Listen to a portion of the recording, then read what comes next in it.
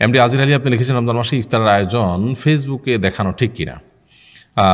যদি ইফতার আয়োজন বিরোধী প্রচারণা প্রপাগান্ডা চালানো হয় এবং মুসলমানদের এই সুন্নাহ সম্মত সংস্কৃতি এটাকে সমাজ থেকে মুছে দেওয়ার চেষ্টা কেউ করে বা নেগেটিভ প্রচারণায় লিপ্ত হয়, তাহলে সেক্ষেত্রে সেটার বিপরীতে এই প্রচারণা করা যেতে পারে। বাকি সাধারণ অবস্থাতে এটা আসলে প্রদর্শন করবার জিনিস না, বা প্রদর্শন করা কোনো শরীয়তে এর কোনো বিশেষ তাৎপর্য বা গুরুত্ব নেই। তবে হ্যাঁ, মুসলমানদের সংস্কৃতি এর উপরে অনেক কিছু নির্ভর করে, বিশেষ করে যখন এটার বিরুদ্ধে প্রপাগান্ডা হয়, প্রচারণা হয়, তখন সেটিকে আপনার সেটি বিরুদ্ধাচরণ করবার জন্য অন্যায়ের প্রতিরোধের অংশ হিসেবে সেটি করা যেতে পারে।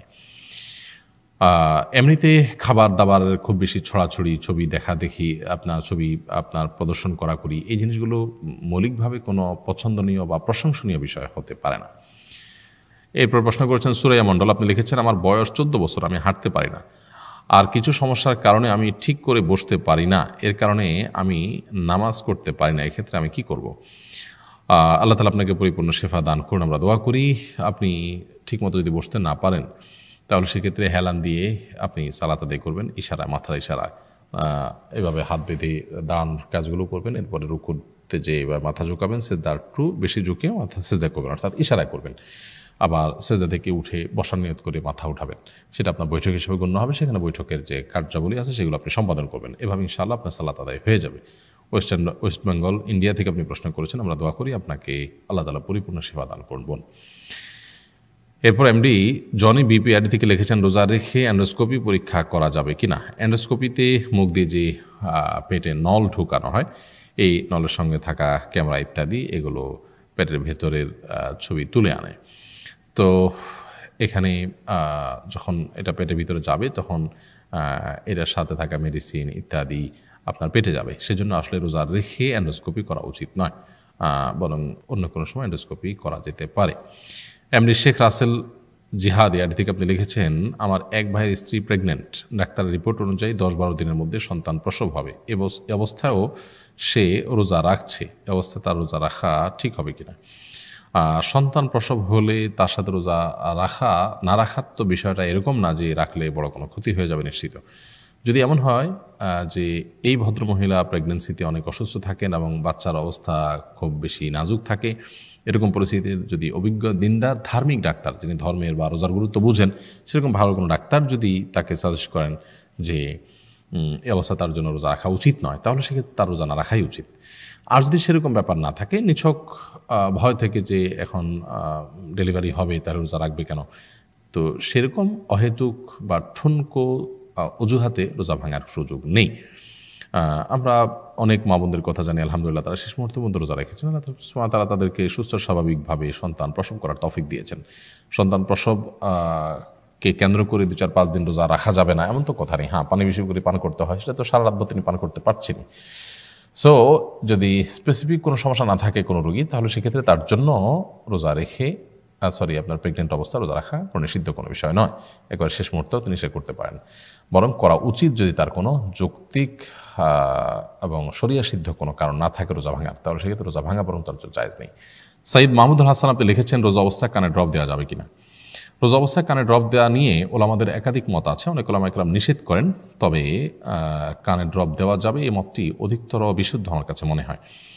কারণ আমি নিজেও একাধিক নাক কান গলার ডাক্তারের সাথে কথা বলেছি, তারা জানিয়েছেন যে আমাদের কানের যে ছিদ্র, এটার সাথে আমাদের কন্ট্রোনালের কোনো সম্পর্ক নেই, অর্থাৎ সেখানে কোনো কানেকশন নেই। ফলে এখানে ড্রপ দিলে সেটা আমাদের পেটে যাবে সেই সম্ভাবনা নেই। সাধারণ অবস্থাতে সেই সম্ভাবনা না থাকার কারণে কানে ড্রপ দিলে রোজার ক্ষতি হবে না। চোখে তো ড্রপ দেওয়া যাবেই, আর নাকে ড্রপ দেওয়া যাবে না রোজা অবস্থায়। এমনি খায়রুল আনাম সিয়াম আপনি লিখেছেন, এক লোক খুব অসুস্থ, আইসিইউতে আছেন, তার জায়গা জমি আছে কিন্তু তার খরচ বহন করার মতো কোনো টাকা নেই, তিনি কি জায়গা গ্রহণ করতে পারবেন? যে জায়গা জমি আছে তার ফসল উৎপাদন দিয়ে উৎপন্ন করে যদি তার পরিবারের ভরণ পোষণ চলে, এদিকে চিকিৎসার ব্যয়ভার বহন করার মতো আলাদা কোনো টাকা তার কাছে না থাকে, এরকম অবস্থায় তাকে জাকাতের টাকা দিয়ে চিকিৎসা করানো যাবে।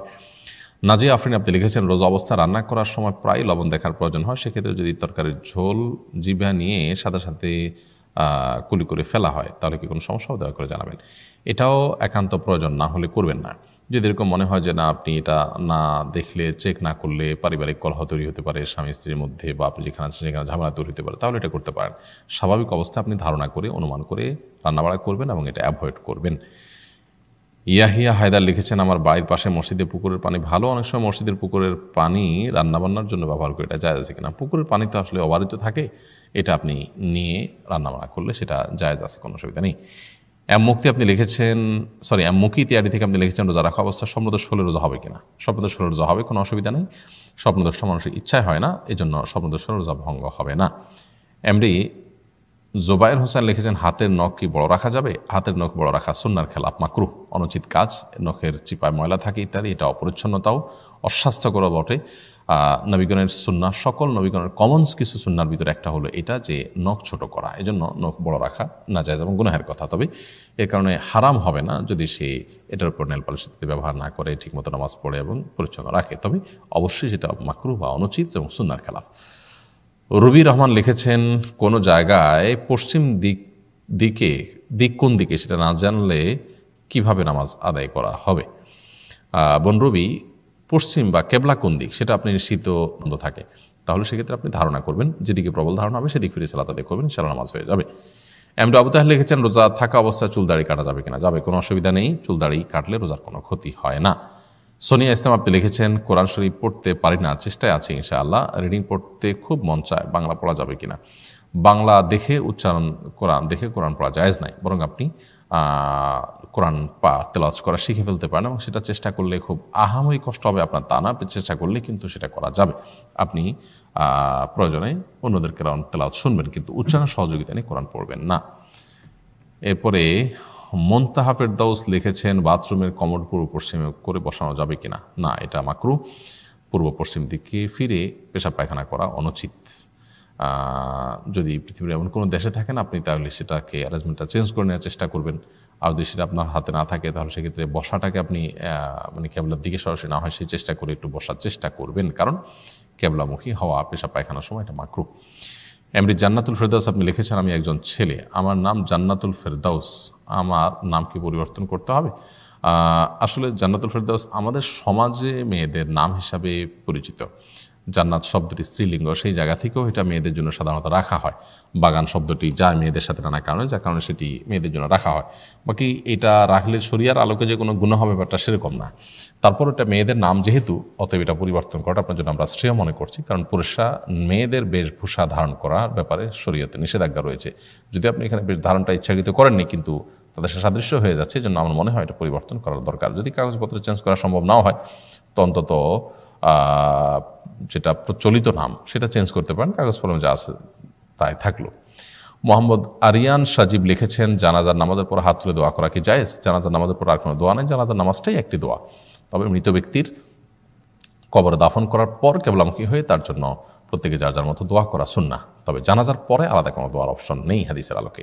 মামুন আল জারিফ আপনি লিখেছেন, আমি একটা জব করি যেখানে সকাল থেকে শুরু করে বিকাল পর্যন্ত হাফ প্যান্ট পরে থাকতে হয়, এটাই নাকি জবের নিয়ম? আমার করণীয় কি? যদি আপনার সতর ও মুক্ত করে থাকতে হয় অন্যদের সামনে, তাহলে সেক্ষেত্রে আপনি এই জব ছেড়ে অন্য কোনো কাজ করার চেষ্টা করবেন। তারপরও আপনি সতর ঢাকার যে বিষয়টা আছে সেই গুরুত্বটা আপনি অনুধাবন করার চেষ্টা করবেন। আল্লাহ আপনাকে সেই তৌফিক দান করুন। এরপরে প্রশ্ন করেছেন সোমাইয়া খাতুন, আপনি লিখেছেন, আমি কি এমন আত্মীয়কে জাকাত দিতে পারবো যার নেশা পরিমাণ সম্পদ নেই তবে সচ্ছল? নেশা পরিমাণ সম্পদ না থাকলেই তাকে জাকাত দেওয়া যায়, ব্যাপারটা সেরকম না। যিনি সচ্ছল, যা যা উপার্জন আছে তাদের তার চলে সুন্দরভাবে, তাকে জাকাতের টাকা আপনি দিতে পারবেন না। জাকাতের টাকা দিতে পারবেন যার ইনকাম বা তার উপার্জিত অর্থ দিয়ে তার দিন চলে না, কষ্ট হয়, লোন হয়ে যায়, অভাবে থাকে, সেই ব্যক্তিকে আপনি জাকাত দিতে পারবেন। এরপরে প্রান্ত ইসলাম লিখেছেন, আমি রোজা থাকা অবস্থায় থুতু গিলে ফেলেছি, এদিকে আমার রোজার কোনো ক্ষতি হবে? না, রোজা থাকা অবস্থায় আপনি থুতু গিলে ফেললে রোজার কোনো ক্ষতি হবে না। তবে ইচ্ছাকৃতভাবে থুতু জমিয়ে গিললে সেটা অনুচিত কাজ, তাতেও রোজা মানে নষ্ট হবে না, ভেঙে যাবে না। এরপরে এমডি আজির আলী আপনি লিখেছেন, আমাদের সিলেটে রমজান মাসে পরিবারের মেয়েদের বাড়িতে অনেক ইফতারি দেওয়া হয়, এ বিষয়ে আপনার কাছে জানতে চাই। মেয়ের বাবার বাড়ি থেকে ইফতার আশা করা রমজান উপলক্ষে এটা খুবই গর্হিত কাজ এবং হারাম। বিশেষ করে তাদেরকে যদি সেখান থেকে ইফতার দিতে বাধ্য করা হয় বা কোনো পরিবেশ তৈরি করা হয় ইফতার দেওয়ার জন্য, চাপ সৃষ্টি করা হয়, এবং এটা তো আমাদের কালচারের অংশ হয়ে গেছে। সো তারা অনেক সময় বাধ্য করা ছাড়াও বাধ্য হয়ে যায়। তো এটা অ্যাভয়েড করা উচিত অবশ্যই। আর যদি হাদিয়া হিসাবে হয় তাহলে সেক্ষেত্রে হাদিয়া তো উভয় পক্ষ থেকে দেওয়া উচিত। নবী সাল্লাল্লাহু আলাইহি ওয়াসাল্লাম তো শুধু হাদিয়া খেতে বলেন না, তিনি বলছেন তাহাদু, তোমরা হাদিয়া একে অন্যকে বিনিময় করো। সেটা হতে পারে, কিন্তু আমাদের দেশে সেটা যেটা হয়ে থাকে সাধারণত মেয়ের বাবার বাড়ি থেকে ইফতারের নামে বিভিন্ন আপনার জিনিসপত্র দাবি করা হয় এবং সেগুলো নেওয়া হয়। সেটা অবশ্যই গর্হিত কাজ এবং সেটা বর্জন করা কর্তব্য। জুবায়ের আহমেদ জয় আপনি লিখেছেন, কোরআন তেলাওয়াত করার সময় ওয়াকফ করার জায়গা ছাড়া অন্য জায়গায় দম ছাড়লে কি গুনাহ হবে? এটা নির্ভর করবে যে অর্থ পরিবর্তন হওয়ার মতো জায়গা আপনি দম ছাড়ছেন কিনা। যদি সেরকম না থাকে তাহলে গুনাহ হবে না, ওয়াকফেই করতে হবে, মাঝখানে করা যাবে না, দম ছাড়া যাবে এমন কোনো কথা নেই। তবে হ্যাঁ, দম যেখানে ছেড়েছেন এরপরে এক শব্দ পেছন থেকে আবার আপনি টান দিয়ে পড়লে সেক্ষেত্রে আর কোনো অসুবিধা থাকে না।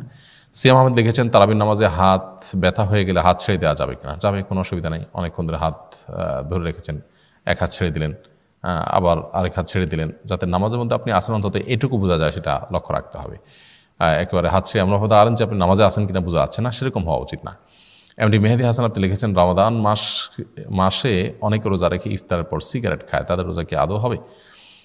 রোজা তো হয়ে যাবে, কিন্তু ব্যাপারটা এরকম যে ওষুধ খেলাম পাশাপাশি বিষও খেলাম, রোজা রেখে আমি সবের ভাগীদার হলাম, আবার সিগারেট খেয়ে গুনাহগার হলাম। এই জন্য রমজান মাসে হিম্মত করা উচিত এই ধূমপান ত্যাগ করার, বদভ্যাস ত্যাগ করার। আমরা যদি চেষ্টা করি যে না আমরা ইফতারের পর থেকে নিয়ে কয়েক ঘন্টা একটু কষ্ট করে থাকবো, কাটাবো, তাহলে সেক্ষেত্রে দিনভর তো এমনিই খেতে পারছি না, তাতে এই বদভ্যাস ত্যাগ করা সহজ হবে।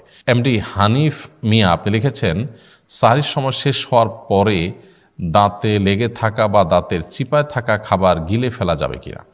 সাহরির সময় শেষ হওয়ার পর দাঁতে লেগে থাকা খাবার যদি খুব সামান্য হয়, এটা যদি ভিতরে যায় তাতে রোজা হয়ে যাবে। তবে ইচ্ছাকৃত না গেলে সম্ভব হলে এটাকে ফেলে দেওয়া উচিত। যদি চিপা চাপা থাকা সামান্য কোনাকাঞ্চি থাকে, এগুলো পেটে গেলে রোজা হয়ে যাবে।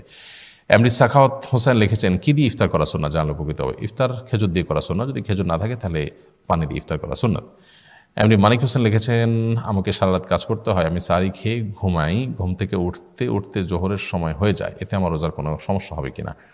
কোনো অসুবিধা নেই, আপনি সারি খেয়ে ফজর পড়বেন, ফজর পড়ে যদি ঘুমান তাতে জোহর হয়ে গেলে অসুবিধা নেই, উঠে জোহর পড়বেন।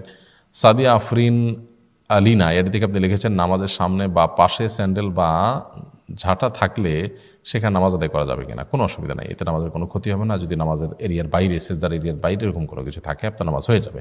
তবে এমন কোনো জায়গা থাকলো যে সিজদাটা আপনার ওই ঝাড়ুর উপরে বা জুতার উপরে পড়ে বা আপনার অ্যাটেনশন নষ্ট হয়, তাহলে সেক্ষেত্রে এটা সরাই নিয়ে তারপর নামাজ পড়া উচিত। কিন্তু দূরে কোথাও আছে, সামনে আছে, তো এর কারণে আপনার নামাজের কোনো ক্ষতি হবে না। মোহাম্মদ ফাহাদ হোসেন লিখেছেন, তারাবির নামাজের বৈঠকে হুজুররা অনেক দ্রুত দোয়া পড়েন, আমি যদি দোয়া শেষ না করে সালাম ফিরাই তাহলে কি আমার নামাজ হবে? আত্মাহাতু পড়ে ফেলেছেন, তারপর যদি সালাম ফেরান নামাজ হয়ে যাবে।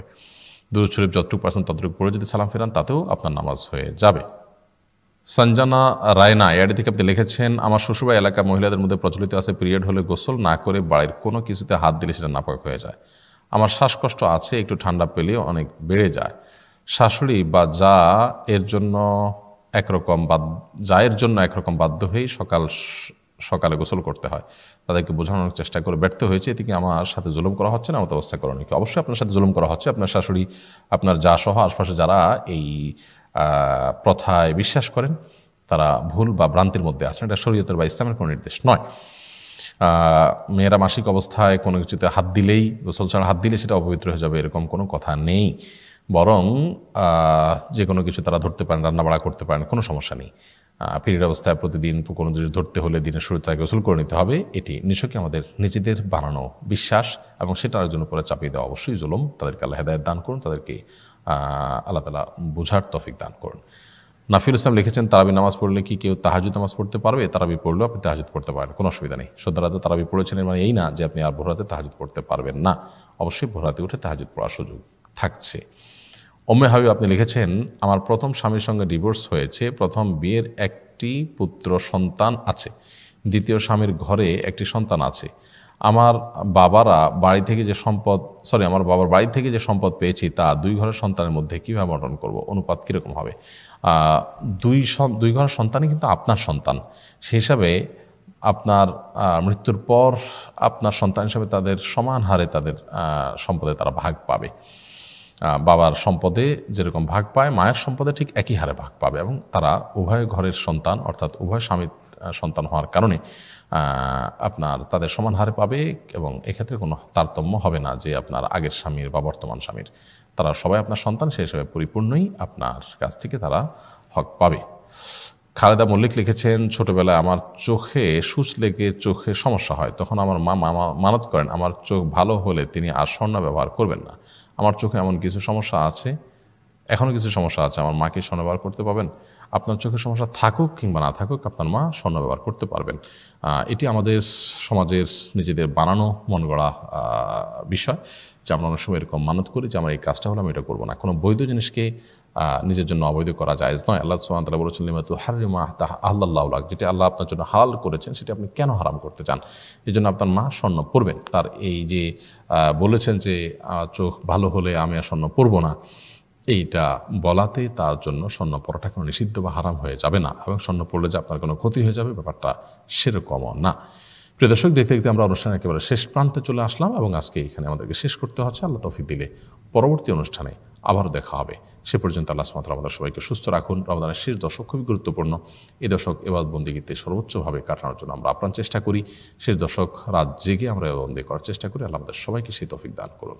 জাযাকুমুল্লাহু খায়রা। আসসালামু আলাইকুম ওয়া রাহমাতুল্লাহি